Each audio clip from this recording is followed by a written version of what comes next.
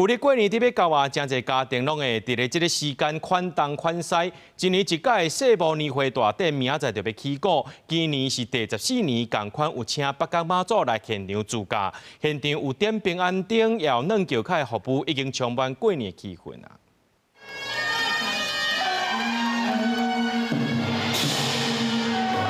北港妈对婚礼坐专车来到台北，伫咧顺风里千里感的开路之下，来到世贸的年会大典主驾。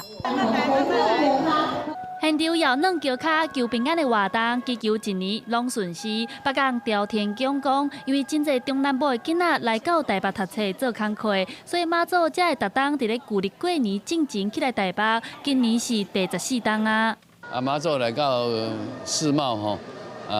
已经第14年了吼，因为南部嘅台北混搭嘛真济啦吼，若伫大有天讲点灯点习惯的吼，伊免半工就去到北港，我嘛遮服务吼会当点灯。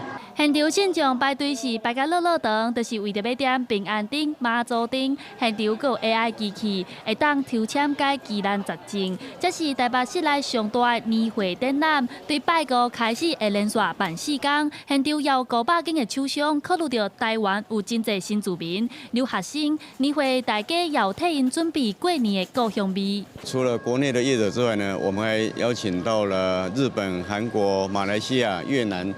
这些国外的业者呢，来呈现他们精美的礼品。 除了会当办年会，也会当传年菜，但是有水产业者表示，因为气候变迁，海水温度过悬，一寡干贝、鳝鱼拢起价，尤其是干贝价少起2倍。起较济应该是干贝类的，伊真正是起较济啦。应该今年可能甲旧年比起来，一克会使买2克啊。过年要到啊，办好会过好年，伫咧室内年会大家唔免扇风淋雨，预估吸引超过38万人次，替过年的消费市场带来就业的商机。记者戴亚轩、林旭凯台北报道。